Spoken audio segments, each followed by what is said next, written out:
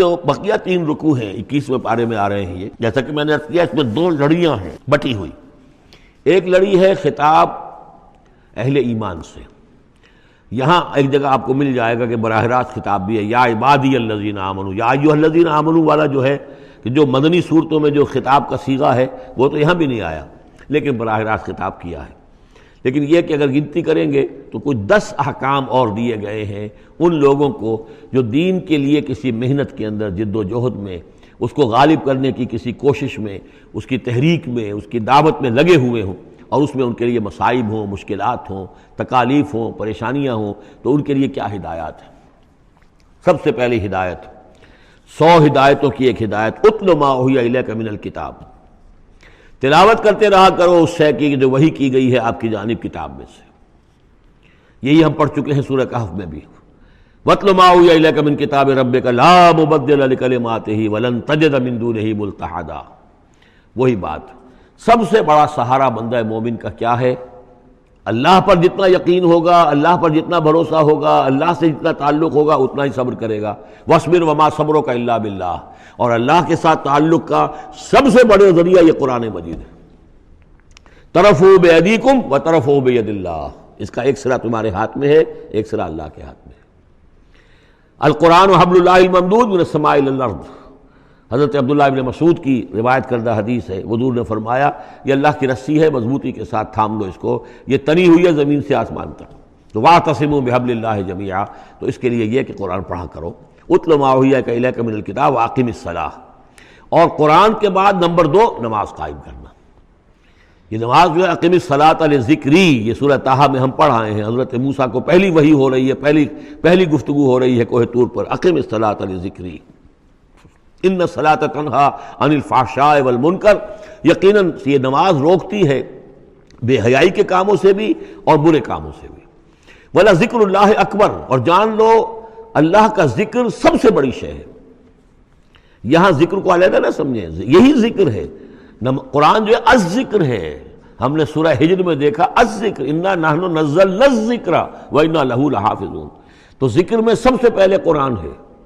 Number 2 اقم الصلاۃ لذکری، نماز قائم کرو میری یاد کے لیے۔ قرآن تو ہے ہی مجسم ذکر، نماز ذکر کے لیے ہے۔ اور تیسری چیز کیا ہے؟ ادعیہ معصورہ ہیں محمد رسول اللہ صلی اللہ علیہ وسلم کی، زندگی کا ہر کام کرتے ہوئے دعا ہے۔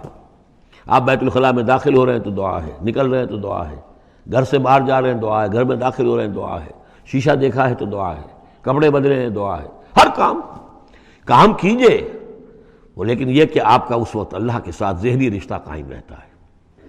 چوتھے نمبر پر جو بھی اور حضور نے فرمائے ہیں، یہ 33 مرتبہ سبحان اللہ اور 33 مرتبہ الحمدللہ اور اللہ اکبر، یہ بھی ذکر ہے۔ تو یہ تمام شکلیں ذکر کی ہیں، صرف کسی ایک شے کو ذکر نہ سمجھے ہمارے ہاں یہ بن گیا بس اللہ اللہ کر رہے ہیں تو ذکر ہے، نہیں، ذکر میں سب سے پہلے قرآن کی تلاوت ہے۔ اتل ما اوحی الیک من الکتاب واقم الصلاۃ ان الصلاۃ تنہی عن الفحشاء والمنکر ولذکر اللہ اکبر واللہ یعلم ما تصنعون۔ ایک تو یہ ہدایت ہو گئی، اللہ خوب جانتا ہے جو تم کر رہے ہو۔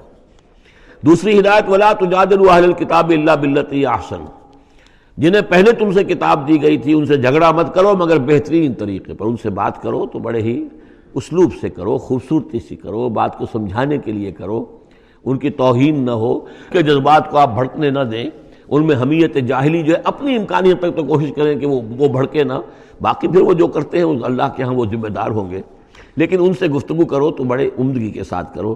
الا الذین ظلموا منہم، سوائے ان کے جو ان میں سے ناانصافی پر تل گئے ہوں۔ اب یہ استثناء جو ہے 2 معنی میں ہے، ایک تو یہ ہے کہ اس کا مطلب یہ کہ ان سے مجادلہ کرو ہی نہ، اور دوسرے یہ کہ اگر ان کے ساتھ کسی وقت کوئی سختی بھی کرنی پڑے، کوئی سخت جملہ بھی کہنا پڑے تو اجازت ہوگی، جہاں معلوم ہو جائے کہ یہ ہٹ درمی کے اوپر جو ہے آ گیا ہے تو وہاں اس دونوں کا امکان پیدا ہو جائے گا۔ وَقُولُوا، لیکن تمہیں ان سے کہنا کیا ہے یہ بھی سمجھ لو، تاکہ اب اس کو یہ سمجھیے کہ یہ ہمیں مسلمانوں میں جب کام کرنا ہے، مسلمان سو گئے ہیں، بھول گئے اپنے سبق کو، انہیں یاد دلانا ہے تو اسی انداز میں انہیں یاد دلانا ہے۔ قولوا آمنا بالذی انزل الینا وانزل الیکم، ان سے کہو بھائی ہم تو ایمان رکھتے ہیں اس پر بھی جو تو ہماری طرف نازل کیا گیا اور اس پر بھی جو آپ کی طرف نازل کیا گیا۔ وَإِلٰہُنَا وَإِلٰہُکُمْ وَاحِدٌ، اور یہ تو نہیں ہے کہ ہمارا خدا کوئی اور ہے تمہارا خدا کوئی اور ہے، ہمارا الہ اور تمہارا الہ ایک ہی تو ہے۔ وَنَحْنُ لَهُ مُسْلِمُونَ، اور ہم تو اسی کے سامنے فرما بردارانہ اپنا سر جھکا چکے ہیں۔ وَكَذَلِكَ أَنزَلْنَا إِلَيْكَ الْكِتَابَ، اے نبی اسی طرح ہم نے آپ کی جانب یہ کتاب نازل کی ہے. فَالَّذِينَ آتَيْنَاهُمُ الْكِتَابَ يُؤْمِنُونَ بِهِ، تو وہ لوگ جنہیں ہم نے کتاب دی ہے، یہود اور نصارہ، ان میں بھی وہ لوگ ہیں جو اس پر ایمان لائیں گے یا جو ایمان لا رہے ہیں. جیسا کہ ہم پڑھ چکے ہیں کہ وہ آئے تھے کچھ لوگ جو حبشہ سے ایک وفد کی شکل میں، اور مکے والوں نے انہیں ستایا بھی، استہزاء بھی کیا، لیکن وہ لوگ وہ تھے جو پہلے حضرت عیسیٰ پر ایمان رکھتے تھے، عیسائی تھے، اور اب محمد پر بھی ایمان رکھتے ہیں. تو اللہ تعالیٰ نے ان کو دوہرا اجر دیا، مرتين. وَمِنْ هَؤُلَاءِ مَن يُؤْمِنُ بِهِ، اور ان میں سے یعنی مشرکین مکہ میں سے بھی بہت سے لوگ ہیں جو ایمان لائے ہیں اور بھی لا رہے ہیں یا لائیں گے.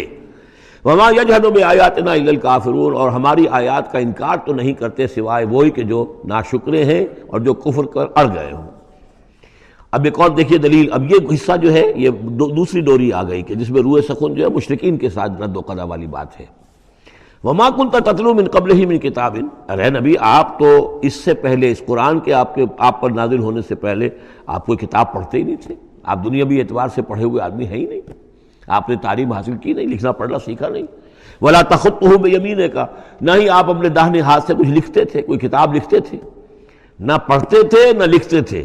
اِذًا لَارْتَابَ الْمُبْطِلُونَ، تو اس شکل میں تو ان کو جو اس کو باطل قرار دے رہے ہیں یہ لوگ جو جھوٹے کہہ رہے ہیں محمد کو، اس شکل میں تو پھر ان کے پاس کوئی کا کوئی شک کرنے کی گنجائش ہو جاتی کہ یہ بڑا لکھنے پڑھنے والے آدمی تھے، مشق کرتے کرتے بہت اچھی چیزیں بھی لکھنے لگے ہیں، اب ان کی زبان جو ہے منج گئی ہے، قلم جو ہے وہ منج گیا ہے، لہذا آپ قرآن جیسی شے بھی تصنیف کر لی انہوں نے.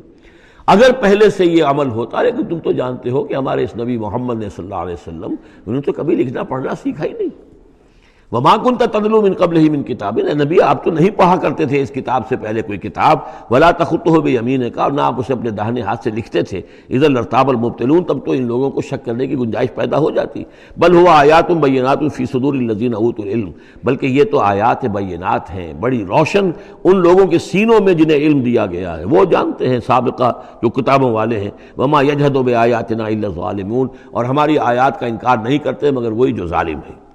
وَقَالُوا لَوْلَا أُنزِلَ عَلَيْهِ آیَاتٌ مِّن رَّبِّهِ، اور وہ کہتے ہیں کہ کیوں نہیں نازل کی جاتی ان کے اوپر کوئی نشانیاں ان کے رب کی طرف سے. وہی باتیں جو مستقل طور پر چلی آ رہی ہیں.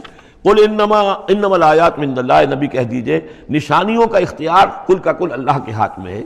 وَإِنَّمَا أَنَا نَذِيرٌ مُّبِينٌ، اور میں تو صرف واضح طور پر خبردار کر دینے والا ہوں. أَوَلَمْ يَكْفِهِمْ أَنَّا أَنزَلْنَا عَلَيْكَ الْكِتَابَ يُتْلَىٰ عَلَيْهِمْ، کیا ان لوگوں کے لیے یہ نشانی کافی نہیں ہے کہ اے محمد ہم نے آپ پر یہ کتاب نازل کر دی ہے جو ان کو پڑھ کر سنائی جا رہی ہے؟ کیا یہ قرآن معجزہ نہیں ہے؟